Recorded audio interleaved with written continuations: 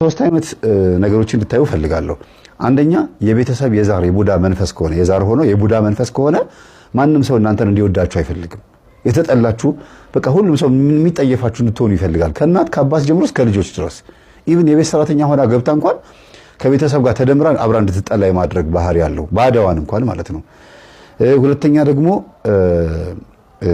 ከንጽህና ጉድለትና ከአመጋገብ በተደጋጋሚ አብሽ የሚበላ ሰው አብሽ የምትጠጣ ሴት ወይም ደግሞ የምትበሉት የምትጠጡት ምግብ በራሱ ላባችሁ ላይ ተጽዕኖ ይፈጥራል። አፋችሁም ደግሞ የማይከፈት ከሆነ አፋችሁ ተገጥሞ ቆይቶ ስትከፍቱት ያልተፋቀ ጥርስ ከሆነ ምናምን አፍጠረን ይመጣል። የጥርስ በሽታ ጥርሳችሁ የተቦረቦረ ከሆነ ቶሎ ቶሎ መጠራረግ ነው። ንግግር እንደኔ ብዙ ጊዜ በንግግር የምትቆዩ ሰዎች ካላችሁ አፍጠረን ሊኖር ይችላል። ይሄ በሰው ሰውኛው በሳይንሱና ከሚታየው አንጻር ነው። የመንፈሱ ተጽዕኖ ሳይኖርበት ግን እዚህም ላይ ሆኖ የመንፈሱ ተጽዕኖ ካለበት አውቆ ጥርሳችሁ እንዲቦረቦር አድርጎ አፋችሁ እንዲሸት አድርጎ ሰው ፊት እንድትጠሉ ማድረግ ይችላል ነው ነገሩ። ቦርሻችሁም ጥርሳችሁን አጽድታችሁም አፋችሁን ተግሞጥሙጣችሁም ገላችሁን ብብታችሁን ታጥባችሁም እንኳን አሁኑኑ ስትሄዱ አሁኑ ትሸታላችሁ ልትባሉ ትችላላችሁ። ማን ሲሆን ነው? አጅሬው ሲሆን። ያ ደግሞ ቡዳዛር ሆኖ የቤተሰብ መንፈስ ከሆነና ፍቅረኛ ልትይዝ ስትሄድ ሴቷ ፍቅረኛ ልጅ ሲሄድ ከሚስቱ ጋር ሲተኛ ምን ሲል አብሮ ሲሉ ፍየል የሚሸቱ እንዳለ በጣም ጥሩ ያልሆነ ሽታ፣ ሴትም ልክ እንደዚሁ በቃ ላብ ይሸታሉ። ሌላም ጠረን የሚሸቱ አሉ። ያን ለመቀየር ደግሞ ዶዶራንት ምናምን እንደዚህ ተነፋላችሁ። ዶዶራንቱ ራሱ ፋብሪካውን ደግሞ ስታዩት ደግሞ ሌላ ነው። ምርቱ ራሱ የእነንትና ምርት ነው። ብቻ መግማማት ብለዋል እማማ ዝናሽ። በሳይንሱም በምኑም ዝም ብለን መፍትሄ እያለ የምናመጣው አጃክስን ብትቀባው ሎቢን ብታደርግበት ለጊዜው ነው እንጂ ሰይጣንን ግን በአጃክስና በሎሚ ያታባረረው። ዋናው ምንድነው የሚያስፈልገው? ያንን መንፈስ ማግኘት መያዝ ነው። ሌላ ሁለተኛው መተት ነው። የቤተሰብ ቡዳ ዛር ብያቸዋለሁ መጀመሪያ። ከዛ መተት ሴቷ ወንዶችን ስታስቀይም ለምሳሌ ዞር በል ካጠገቤ ካንተ ጋር ካሁን በኋላ መቀጠል አልፈልግም ጓደኛ ይዣለሁ ስትለው ወይም ወንዱ ደግሞ በቃ ስላት ድንግልናዬን ወስደህ እንደዚህ አስጨንቀኝ አብረን ቆይተን እድሜን ፈጅተህ ስትለው ጊዜ በቃ ዞር በል ካጠገቤ ይላታል። አልሰማ ስትለው ይላል። ወይም ደግሞ የኔ እንድትሆኝ ይፈልጋለሁ ይላታል። እሷም አፈቅርሃለሁ እባክህ ከኔ አትራቀኝ ትለዋለች። አይሆንም ብሎ ወይሱ ወይሷ ዞር በል ካጠገቤ ወይም ዞር በል ካጠገቤ ሲባባሉ እንዴት እኔን ይንቃኛል ብለው ከኔ ጋር ካልሆነማ ከማንም ጋር አይቆያትም። ሚስትም ሲይዝ ጓደኛ ማነው ፍቅረኛም ሲይዝ እጮኛም ሲይዝ ሚስትም ሲያገባ ተግማምቶ እንዲኖር ታገመዋለች ማለት ነው በመተት። እንግዲህ በሰውነት ጠረንም በፈስም በምንም በጫማ ሽታም የሚመጡ ነገሮች እነዚህ ናቸው ማለት ነው። ሶስተኛውና ትልቁ ጉዳይ ግን በገዛ ፈቃዳችን ራሳችን ሄደን እንደዚህ አይነት ችግር ያለባቸው ሰዎች ጋር በዝሙትም በመዳራትም ሆነ በማንኛውም አይነት መንገድ አብረን በምንተኛበት ሰዓት የነሱ ያ የተደረገባቸው ሰዎች መንፈስ እኛ ጋር ይጋባል ማለት ነው። እና ብዙ ሰው የማይረዳው ይሄን ነው። ከብዙ ሴቶች ጋር የሚወጣ ወንድ ከብዙ ወንዶች ጋር የምትወጣ ሴት የብዙ ወንዶችና የብዙ ሴቶችን ባህሪ ወርሰው የሚያመጡት ራሳቸው ላይ ሚስት ያለችው ልጆች ያሉት ወንድ ሴተኛ ደረጋ በሚሄድበት ሰዓት ሴተኛ ደረጋ በጣም ብዙ ወንዶችን ስለምታስተናግድ የነዛ ሁሉ ወንዶች መንፈስ እዚህኛው ወንድ ጋር አብሮ ይመጣና ወደ ሚስቱ ይዞት ይመጣል። ከኤችአይቪ ጀምሮ እስከ መንፈስ ድረስ ከባድ ነው።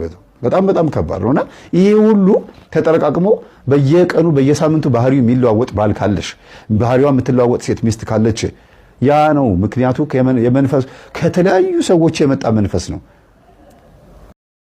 ይሄኛውን በስውር ሲገባ አታውቀው፣ ግን ሲጀምርህ አንዳንድ ምልክቶች ያሳያል። ቅዠት ምናምን፣ አንዳንዴ መንፈራገጥ፣ አንዳንዴ ቦት አልግባ መኝታህን መለወጥ፣ አንዳንዴ አቅጣጫ ትራስህን ማዛባት፣ እነዚህ አንዳንድ ምልክቶቹ ናቸው። ሌሊት መባተት፣ ድንገት መበርገግ፣ የልብ መምታት በየሰዓት እየጠበቀ እነዚህ ጠባያቶቹ ናቸው። አይንህ ላይ ደግሞ በሚቀመጥበት ጊዜ ብዥታዎች፣ አንዳንድ ጊዜ የምታየውን ነገር በመንፈሱ አይን እንድታይ ያደርጋል። የምትመርጠውን ነገር በመንፈሱ እንድትመርጥ ያደርጋል። ውስጥ የህይወት ምርጫ ላይም ሁሉ በስውር ብዙ ነገሮችን ያዛባብሃል። የምትይዘውን በረከት እንድታጣው ይታገልሃል። የጨበጥከው ላይ በአንድ ጊዜ በማታውቀው መንገድ እንዲወድምንና እንዲበክን ያደርግሃል። የነካኸው ያየኸው ሁሉ መባረክ ያቅተዋል። ደሞዜ የምትለው ነገር ላይም ምንም ውስጥ እንዳይገባ አድርጎ በረከት አልባ ያደርጋል። ይሄ በስውር የሚገባው መንፈስ ነው። በስውርም የሚሰልቡ አሉ፣ በስውርም የሚነጥቁህ አሉ። እግዚአብሔር በስውር የሚያይህ ከሆነ በግልጽ ይህንን ጠላትህን እንድትቋቋም የሚያግዝህ ታዲያ የዕለት አምልኮት ሲኖርህ ነው። ጠዋት 21 ማታ 21 ስብሐት ለአብ ስብሐት ለወልድ ስብሐት ለመንፈስ ቅዱስ ሃሌሉያ ለአብ ሃሌሉያ ለወልድ ሃሌሉያ ለመንፈስ ቅዱስ እያልክ ሰግደህ ወይ 27 ሰግደህ ስትወጣ እጅህን ወደ እግዚአብሔር ስለዘረጋህበት እጅህ የነካው ነገር ሁሉ ተባርኮ ይውላል። እየሰማችሁ ነው? ተባርኮ ይውላል። በቃ የምትጽፍም ከሆነ የምትጽፈው መልካም መልካሙን በጎ በጎውን ለአንተ የሚሆነውን ነው። እንዲህ ያላመለክበት እጅና ያልሰገድክበት ጉልበት ሁል ጊዜ በስውር ለሚያይ ጠላት እጅ ውስጥ ይገባል።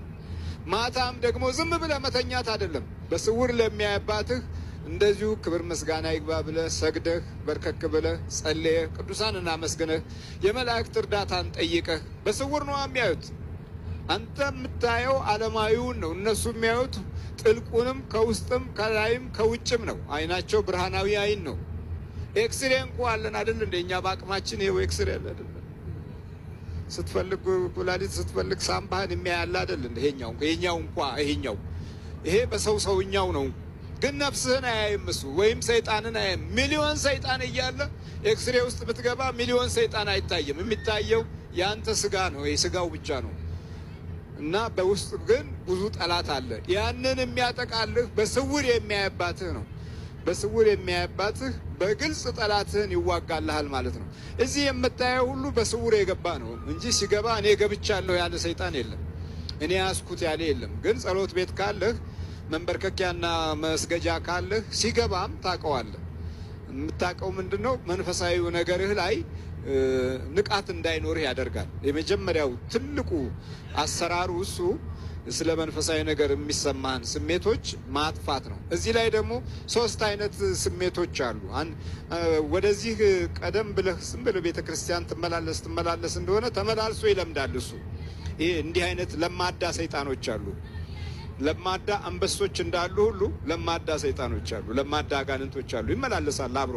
ግን አንዳንድ መሰረታዊ ነገር ላይ ህይወትህ በጠላት እጅ መያዙ ይታወቃል። አንደኛ ልጸልይ ስትል ይጠፋል። ሁለተኛ እሰግዳለሁ ስትል አቅም ያንሳል። በጎ ነገር አደርጋለሁ ስትል ደግሞ ያምሃል፣ ውስጥህን በሀሳብ ያምሃል። ቸርነትን፣ ቅንነትን በህይወትህ እንዳትይዘው ይፈልጋል። ይሄ ዝም ብሎ ማቶስቶስና ወሬ ብቻ መንሸዋከክ ብቻ ያበዛብሃል። ይሄ በቃ ወደ ቤተ ክርስቲያን የገባ ሾካካ ነው ማለት ነው። ሾካካ ሰይጣን አለ። ሹክክ ይልና አብሮ በቃ እዚሁ ይለማመዳል። ከዛ እንዳውም ውጪ ከምትሰራቸው ክፋቶች ይልቅ የበለጠ እዚህ ተመሳስሎ ከአንተ ጋር የሚሰራው ክፋት ይበልጣል። ይሄ እንዲህ አይነቱ ሞላጫ ሰይጣን ነው እና ይመሳሰላል ማለት ነው። ለዛ መመሳሰል ዋናው ትልቁ ነገር አለማምለክና ቅንነት አለመኖር ነው። የተፈጥሮ ቅንነት ማጣት የበለጠ ይህንን ሰይጣን ያሻሽለዋል። ይሄኛው አይነት ሰይጣኖች ቶሎ አይወጡም፣ ቶሎ አይያዙም።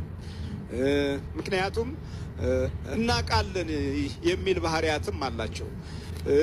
እውቀት አለን፣ በደንብ ወንጌል ተምረናል ወይም ደግሞ ማስተማር እንችላለን የሚልም ባህሪ አለው። እንዲህ አይነቱ መንፈስ ቶሎ መቆጣጠር አደገኛ ነው፣ በጣም ያስቸግራል። ሌላው ምንም ስለ መናፍስት ጉዳት ሳታቅ ወደዚህ ስትመጣ በቅጽበት የመነቃነቅ ችሎታ አለው። ቶሎ ይያዝልሃል። ለምን? ማምለክ ጀምረሃል፣ መስገድ ጀምረሃል፣ በመቁጠሪያ መግረፍ ጀምረሃል። ራስህን ለእግዚአብሔር አሳልፎ የመስጠት ኃይልና መንፈሳዊ ልምምድ እያደረግክ ነው። እንዲህ ከሆነ ደግሞ ቶሎ ይያዛል። ቶሎ ለመያዙ ዋናው ምክንያት በእምነታዊ ኃይል በኩል እግዚአብሔርን እየፈራህ እየመጣህ ነው ያለው። ይህን ለመቆጣጠር ብዙ አያስቸግርም። ደግነትንም ቅንነትንም የበረከት ስራዎችንም ለመስራት ውስጥ ቶሎ ስለሚዘጋጅ የዚህ ጊዜ ምሕረቱ ፈጠን ይላል። የእግዚአብሔር ቸርነትም እግረ መንገዱን እየተገለጠ መንፈሳዊ ጥበቃውን ካንተ ጋር ያደርጋል። መንበርከክህና መጸለይም ዋጋው በግልጽ የሚታይ ይሆናል። ጠላትህን ታሸንፈዋለህ። ግደለው ከተባለ ሰይጣን እግዚአብሔር አትገለውም የሚለው መልእክት የሚያስተላልፈው በስውር የሚያይ አባታችን። ሌላው ቃሉ በስውር የሚያይ አባትህ አለ እንጂ በስውር የሚያይ አጎትህ አይደለም ያለው። ምንድን ነው ያለው? አባትህ ነው ያለው።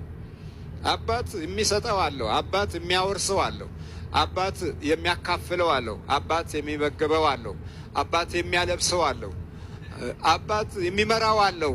አባት ሁሉንም የሚያደርግ ነው። ይሄ በስጋዊው አንጻር ሲታይ ማለት ነው። በመንፈሳዊው ሲታይ ደግሞ አባትህ በውስጥም በውጭም ሁሉንም ነገር ያደርግልሃል ማለት ነው። በስውር የሚያይ አባትህ በምን ይሰጣል? በግልጽ የተገለጸ ነገር ነው። በዓለም ሲታይ በግልጽ ለመስጠት በጣም እንቸገራለን። በስውር የሚያይ አባት ግን በግልጽ ለመስጠት ብዙም አይቸገርም። አንድ ወቅት አብርሃም ተሰዶ እንደነበረ እናስተውል። ተሰደደ፣ ረሃብ ያዘው። እግዚአብሔር ከተገለጠለት በኋላ ነው ስደቱ። ግን የሚገርመው ይሄ ነው። እዛው ነው ዘፍጥረት 12 ላይ ስታነቡ ሁለት ነገር ታያላችሁ። ሲባርከው፣ ሲቀድሰው፣ ተለይ ከወገኖችህ ሲለው፣ ከሀገርህ ውጣ እኔ ወደማሳየ ምድር ሂድ ሲለው ከቆየ በኋላ በሀገሪቱ ላይ ረሃብ መጣ። እግዚአብሔር ከተገለጠ በኋላ ከዛ ራበው፣ ተጨነቀና በቃ ወደ ግብፅ እንሄድ አለ። ያ ሁሉ ታሪክ፣ ያ ሁሉ ነገር አሁን ዝም የሚልበት ጊዜ አለ። ዝም አለው። ከዛ ግብፅ ደረሱና ምን አለ? አንቺ ሳራ ቆንጆ ነሽ። ሳራ ማለት ልዕልት ማለት ነው። በዕብራይስጥ ሳራ ማለት ልዕልት ማለት ነው። አንቺ ልዕልት ቆንጆ ነሽ፣ ውብ ነሽ፣ ግን እኔ ባሌ ነው አትበይ ባክሽ። አንቺን ለመውሰድ ብሉ ባሌ ነው ስትይ እኔን ይገሉና አንቺን ይወስዱሻል። እኔ እንዳልሞት ወንድሜ ነው በይ አለና ነገራት። በኋላ የፈርዖን ሰራዊት መጡና ምን ነች ስል እህቴ ነች አለ። ምንሽ ነው? ወንድሜ ነው አለች። ከዛ እንደዛማ ከሆነ በቃ ብለው እሷን ይዘዋት ሄዱ። በዛች ሌሊት እግዚአብሔር ስራ ጀመረ።